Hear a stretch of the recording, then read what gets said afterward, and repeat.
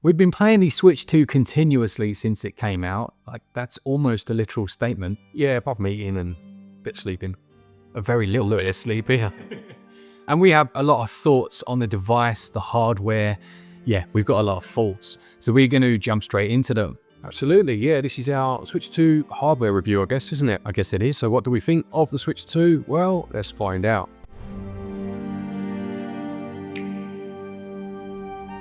This episode is sponsored by Dbrand, which is amazing to say in itself, with their Kill Switch case. This comes with a number of features. It has detachable Joy-Cons, it has a rubberized finish to protect your Nintendo Switch 2. The grips have been designed in such a way as to be ergonomic, allowing for a much more comfortable handheld experience, with a custom-built dock adapter that preserves the OEM cooling, maintaining that 4K 60, but also turns your dock into a display stand for the console.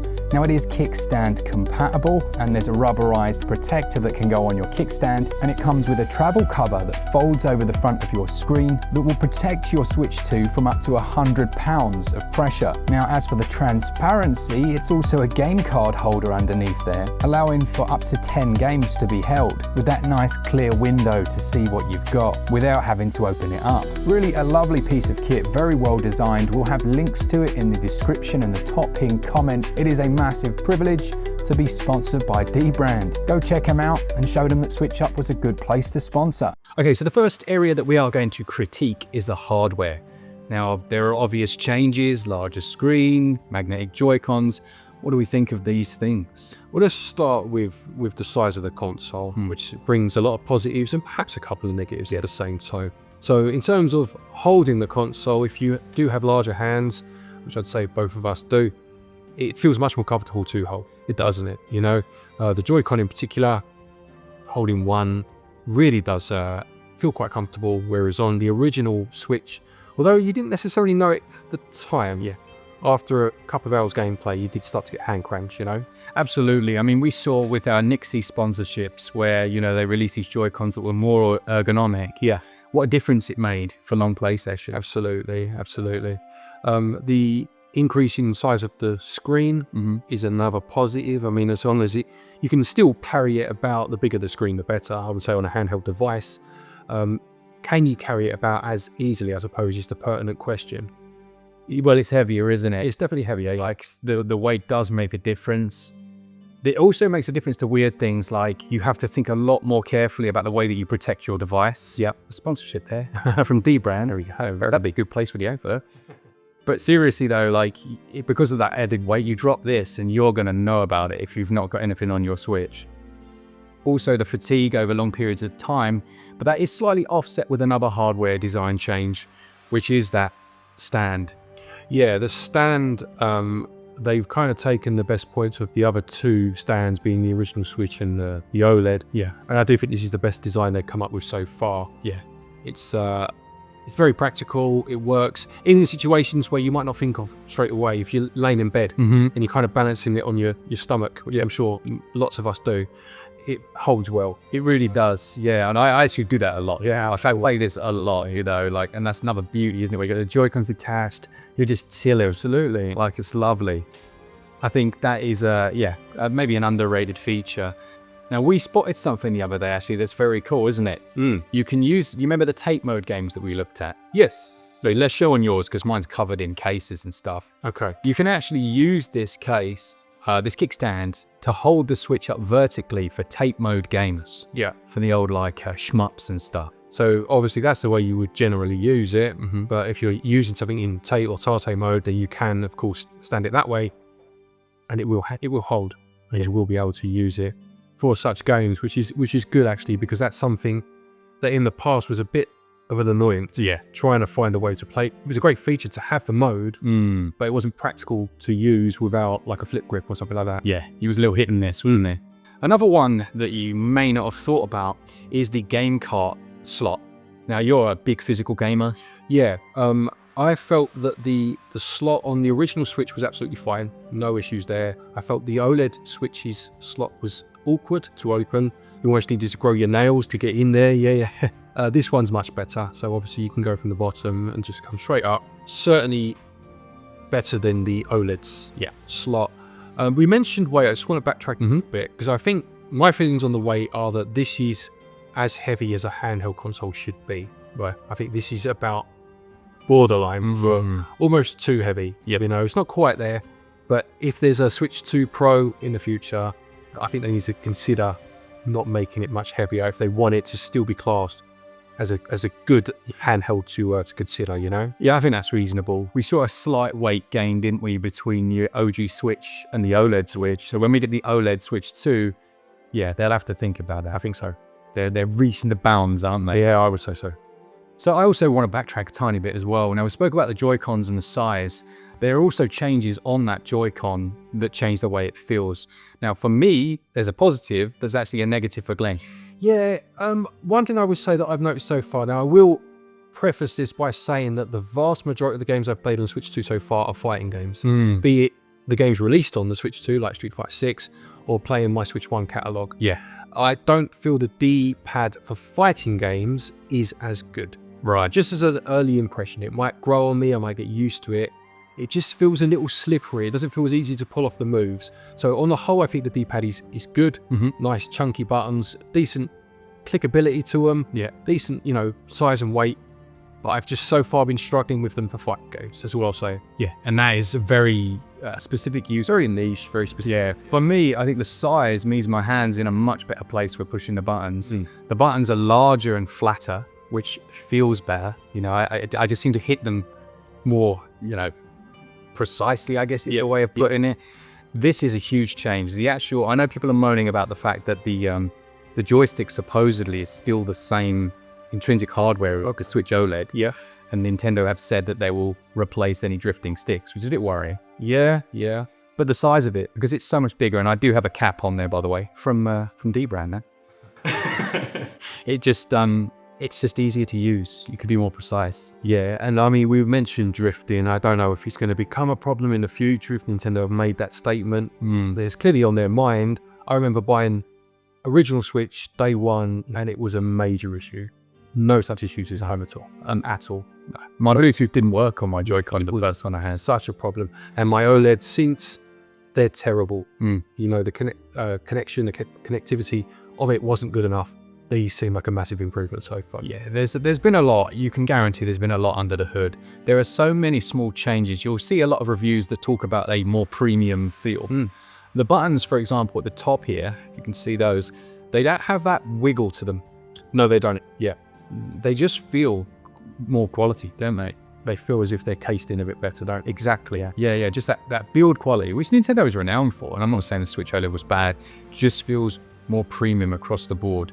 Things like the SL buttons being larger is handy. I mean, I haven't used them, but my kids have been playing, you know, a couple of games together like that. And the fast fusion games, quality for split screen. It just makes a difference. The fact they're bigger for a start. Yeah. You know, even if they still are a bit awkward, as you would expect, it's like a backup option. Absolutely. They're bigger, and that's definitely a positive. One negative I do want to bring up, which we've both mentioned, is on the right-sided Joy-Con. And that's the placement of this new C button, which I don't know what the general consensus is, but the amount of times I've gone to press the home button and press the C button by accident, I feel that could have either had or been the other way around, so the home button was lower, or been on the left-hand side, maybe next to the capture button. I think that would have been a good idea. Why put it there? There's just no reason I can see at all that it's there and not over here. Yeah, it doesn't make sense. And like I say, I feel personally it should have been next to rather than below a button. I just feel, you know, over here somewhere out of the way would have been better. It's just a really obviously bad choice. It's too far in the way. Your muscle memory keeps pressing it. Yeah, because I'm used to the home button being down there. I think they could have moved that. Yeah, I completely agree. Yeah, I think it's just a really bad choice of a position. Then we've got the magnetic Joy-Cons. It goes without saying that that's a new feature, but it doesn't go without saying how well that works. Yeah, it was something that I'm sure I'm not alone in being slightly concerned about when it was first revealed, in just how well it was going to work and how strong that was going to be. With the original Switch and the OLED over time, testing it while we talk, but it did start to wobble, didn't it, in that connection. Obviously this is brand new, may well happen over time, but that does feel much sturdier than I was worried it was going to be a little flimsy, you know? Absolutely, yeah. It doesn't have the mechanical parts of the old one. No. You would hope that it wouldn't. Now, actually, I say that, that's a bit of a lie. There is actually a latch. So it does the magnet, and then there's a latch underneath, which is what this releases, yes. But it feels very sturdy, doesn't it? It does. It's a good idea. It's nice and easy to use. And as long as that magnet holds over time, then yeah, it's definitely an upgrade. The Joycon obviously features this mouse mode, and this is a detachable grip that they give you in the box. It does the old, like, you know, damn it, throw it across the room. Put your strap on, yeah. Well, you know. Oh, we didn't take that on free. That's Nintendo's fault, not mine. Exactly. I'll take the blame for that. I actually really like playing with that on there, because it just feels better. Yeah, there's a couple of little design things, you know, just the little drop, the rounded edges, makes it really comfortable. Like, I like the way they designed this piece of kit. The mouse mode works well, like it does. Is it as ergonomic? No. As a proper mouse? No, it isn't. But you can already get these cases and grips and things that will make it better. Yeah. So, you know, it can only be a benefit. When I was playing that Rune Factory, it was great. Yeah, this is the thing as well. A lot, again, people can think what they want. This is not about trying to change opinions, but when I hear things like, it's just a mouse, what's the point? Or, you know, that's not that special. Yeah. No, it's not special, but if it was that easy, it'd have been done years ago. Absolutely. It hasn't been done before. You know, so what? Someone's always going to do it for the first time. And the fact is, you say, in a game like Rune Factory, you can go from controlling as you would traditionally straight into mouse mode, where it gives you a top bird's eye view, and you can use the mouse to plant your seeds, your crops, whatever. That's perfect game design. Yeah. Being allowed to happen because of good hardware design. Absolutely. And innovation. And just to show that we're not Nintendo fanboys. Yeah. Because we really aren't. I play PC, PlayStation. You're on a PlayStation, aren't you? I love the PlayStation. Yeah. Their PlayStation. And as much as I have had Nintendo consoles over the year, I've been one of their biggest critics. Don't get me wrong, you know? Yeah, exactly right.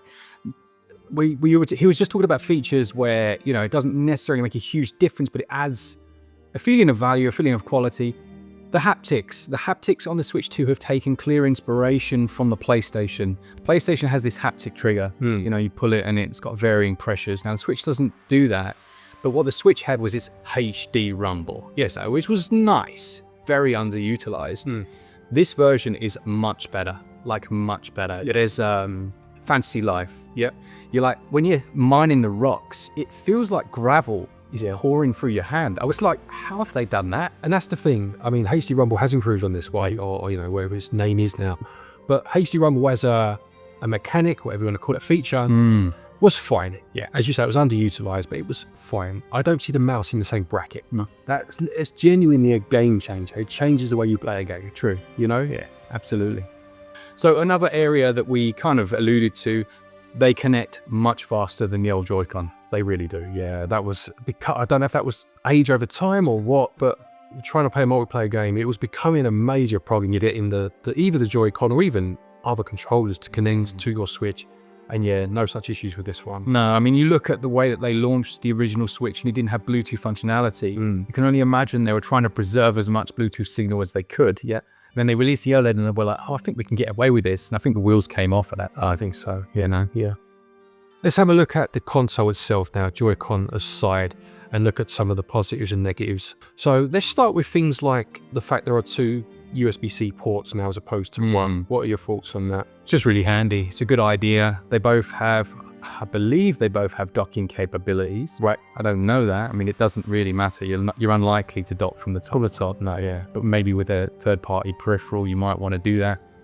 Yeah, I mean, it's already proved itself, as I said, like using the kickstand in bed, having it charge in out of the top without having to worry. I mean, realistically, it was a very poor decision to have it on the bottom only originally. I'll be honest, I feel like they made the first Switch. They obviously needed it at the bottom for docking, that's fine. Yeah. The first time someone stood it up on the stand and realized you couldn't now charge, they probably went, oh, stud it. It's too late. We'll make a Switch 2 at some point. We'll stick it on there. It's not like they didn't know. No. It was probably too late in development to add something, an extra cost. And they've done it this time. Should have been on the first one, is on the second one. It's good, it's here. Planned obsolescence. Absolutely right, yeah. One thing that's a bit of an intangible is the sound quality. Yes, I seem to be one of the only people that had an issue with the volume level of the original Switch and Switch OLED. Right. This is amazing. It uses 3D sounds, or at least like some software-enabled 3D sound emulation. And if you're playing a game that's compatible, it sounds incredible. I can't remember. Oh, it's Hitman World of Assassinations. Where I'm assuming you're using the environment and... Yeah, you could like hear a conversation over to the side. It was really good. And it stood out as a lot better. Yes. Than previous, yeah. Okay, let's move on to the battery life then. So we've played a fair amount of it, both in docked and undocked mode. How are you finding that when playing undocked?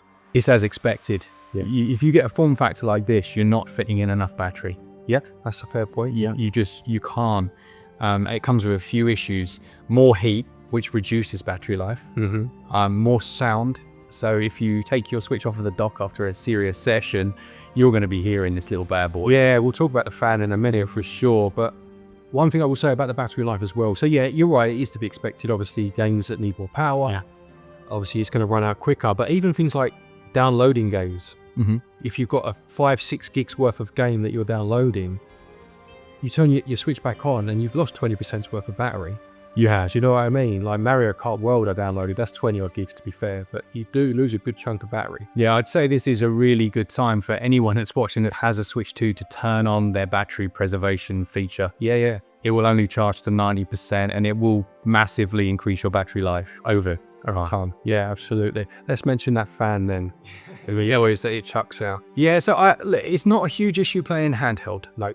You know, I've played a big sessions of games in handheld and it's not been like screaming at me. But if you take it from the dock where it's like all the refresh rates are higher and everything, it come out whining. Yeah.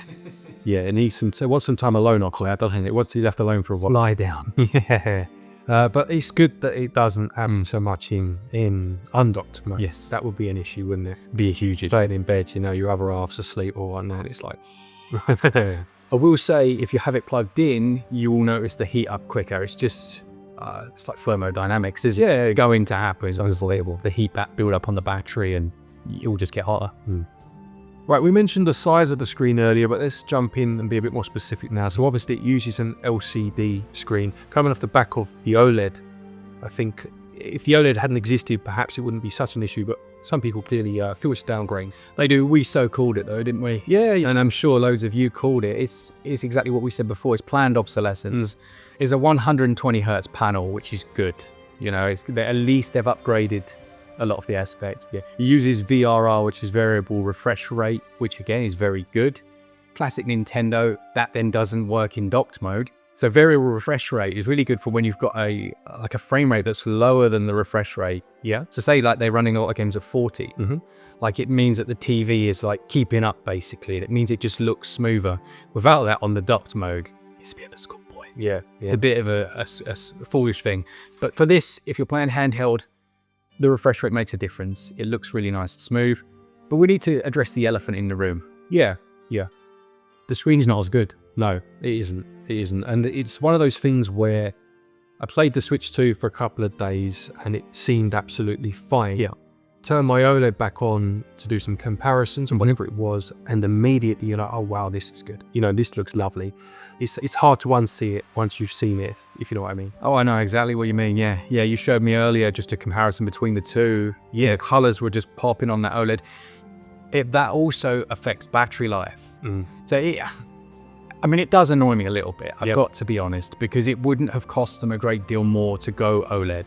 Yeah, it wouldn't have. That would have improved battery life quite substantially, because a lot of these UIs and things are black elements that wouldn't have to load, you know, wouldn't have to be running essentially. It's just classic planned obsolescence. Yeah, we will snap up the OLED. That's the thing, let's have it right. I mean, it is to do with money as well, of course. And if you don't have to put in a console, it means you earn more. But they need the next place to go. Yeah. And without giving you everything, or by giving you everything in one go, where they're going to go next. Exactly. So it's understandable. I mean, let's be fair for a minute and think like a business.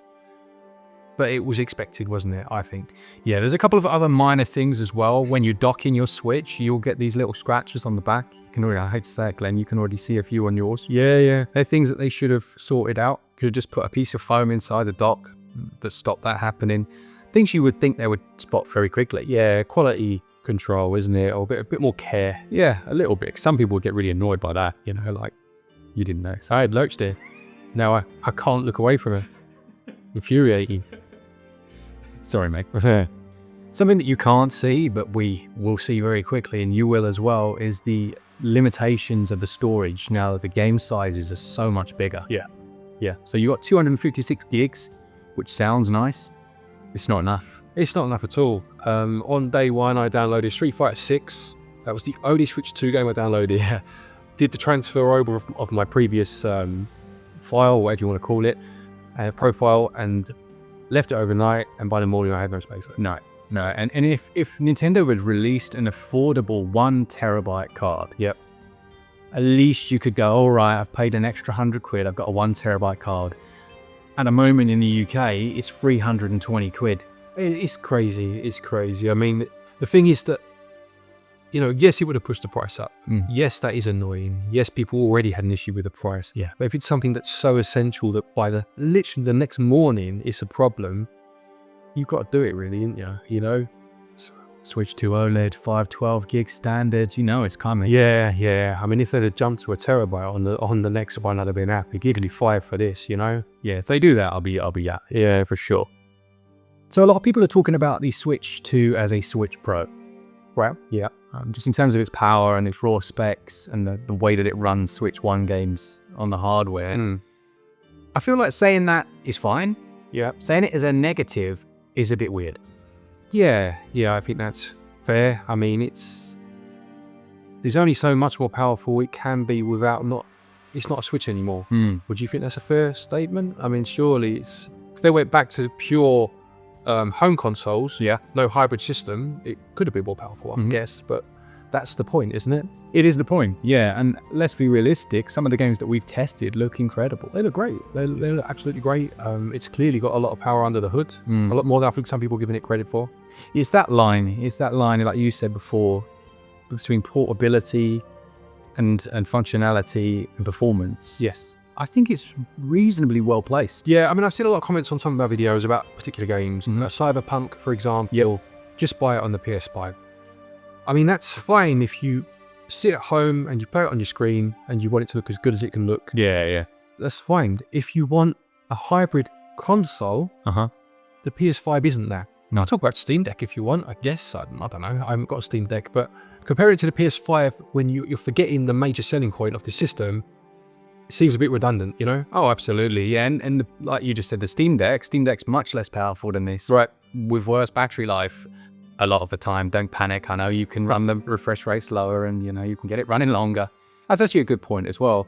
Because the Switch 1 games run on this and they run at lower clocks and it doesn't need as much brunt, you'll get better battery life playing Switch 1 titles, than Switch 2 titles on the Switch 2. Yeah. So it's worth thinking about. Why don't we just summarize our thoughts quickly then, and then we'll end the video. So what are your takeaways from the Switch 2? My takeaways are that potentially you can almost feel that it was due to come out a bit earlier. Yeah. Maybe a year or two back, it would have been a bit more of a whoa moment. Yeah. Hardware has moved on a little bit. I'm happy with what they've done. I'm happy with the changes. All I ever wanted was a bigger Switch OLED that was more powerful. Yep. So I'm really glad they didn't go for some silly gimmick. It's what I wanted. Yeah. It does what I wanted it to do. Yeah, I think that's fair. I mean, within the first week of it being out, I'm now playing Street Fighter 6 on a portable console. I couldn't do that before. Just, I can. Again, it might be available elsewhere. It wasn't for me. And things like the mouse mode, as much as it feels obvious now, it's only obvious because someone went and did it. And it's been done, and it's great. It really is. It's not without its flaws. There are things that should have been improved. The memory is ridiculous. Yeah. It's ridiculous. If you can have 60 gig games, have a better internal memory, That's a major flaw for me. It really is, yeah. Other bits and bobs, as we mentioned, placement of buttons, blah, blah, blah, blah. But it's that memory for me is the biggest downside. Yeah, I completely agree. And if you're going to have a limited memory, then every physical game has to be there. Well, exactly. We didn't even touch on that. It was just about the hardware, but it does tie in, doesn't it? If you're now going to have physical games that aren't really technically physical anymore, and you've got the memories, it's a recipe for disaster. Yeah. So yeah, lots of positives, but a very big negative, I'm afraid. Yeah, I think that's fair enough. Let us know in the comments. Are you picking it up if you already got it? Are you liking it? I think the general feeling is positive. Yeah, seems to be. And that's nice, because before it certainly wasn't. Yeah, I would say so. I would say so. We will do a video at some point on the UI and things like the game share and whatnot. Yeah, game share's rubbish. Well, we'll leave that for another video. Just jumps in and gives it a one. Nice one. No, it's great. But yeah, this is just hardware today, of course. But let us know your thoughts down below. Don't forget, if you're looking for eShop credit to pick any games up for the Switch 1 or the Switch 2, you can use our website, switchup.gg, and get your eShop cards off there. It does save you a bit of money instead of cash back, not straight money, and it does help the channel out. Other links down there, places like PlayAsia as well. Thank you to our patrons and our channel members for your continued support, and until next time, happy gaming.